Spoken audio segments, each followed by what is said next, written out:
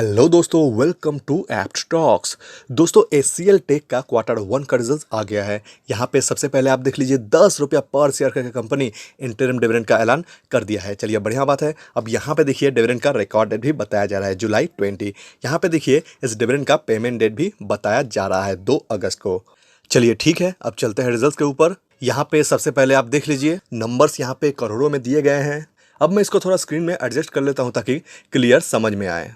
यहाँ पे देखिए, ये है इस बार का नंबर और ये है पिछला बार यानी कि क्वार्टर 4 का नंबर, और ये पिछला साल क्वार्टर 1 का नंबर यहाँ पे दिया गया है। सबसे पहले यहाँ पे शुरुआत करते हैं रेवेन्यू फ्रॉम ऑपरेशन के साथ, जो कि इस बार है 23,464। पिछला क्वार्टर में यानी कि क्वार्टर 4 में था 22,597 और पिछला साल क्वार्टर 1 में था 20,068। तो यहाँ पे आप देख सकते हो, पिछला साल के मुकाबले इस साल कंपनी का रेवेन्यू बढ़ गया है और पिछला तिमाही के मुकाबले भी इस तिमाही में बढ़कर ही आया है।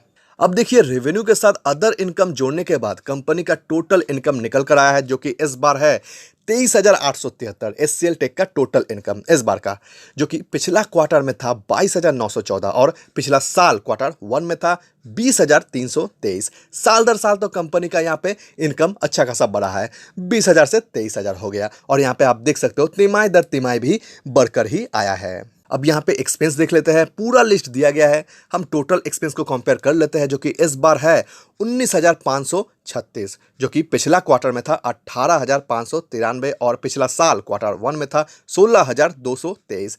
पिछला साल के मुकाबले यहाँ पे कंपनी का खर्चा बढ़ गया है और पिछला तिमाही के मुकाबले भी बढ़कर ही आया है।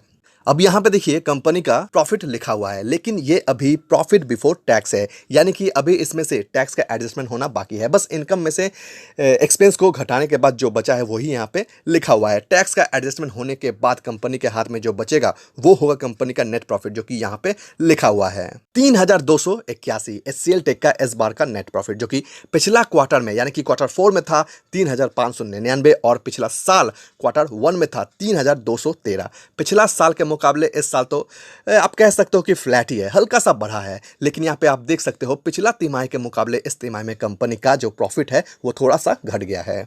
अब ऐसा क्यों हुआ? प्रॉफिट बिफोर टैक्स तो ठीक ठाक ही था। आप यहाँ पे देख सकते हो, पिछला तिमाही में था 4,320 और इस तिमाही में जो कि बढ़कर हो गया है 4,337। भले ही हल्का सा बढ़ा है लेकिन बढ़कर आया है। लेकिन नेट प्रॉफिट देखिए, घट गया है, 3,500 से घटकर 3,200 हो गया है। ऐसा इसलिए हुआ है दोस्तों। यहाँ पे आप टैक्स को देखिए, टैक्स जो है पिछला क्वार्टर में 721 लगा था और इस क्वार्टर में लग गया है 1,056। तो यहीं पे गड़बड़ हुआ है, इस बार थोड़ा टैक्स ज्यादा लग गया है, इसीलिए नेट प्रॉफिट घट गया है पिछला तिमाही के मुकाबले। तो आपको घबराने का कोई जरूरत नहीं है। कंपनी का इनकम अच्छा हुआ है, कंपनी का प्रॉफिट भी अच्छा हुआ है, प्रॉफिट बिफोर टैक्स, लेकिन नेट प्रॉफिट गड़बड़ा गया है। क्यों हुआ है? टैक्स बढ़ जाने की वजह से। तो इस बात को आपको समझना पड़ेगा।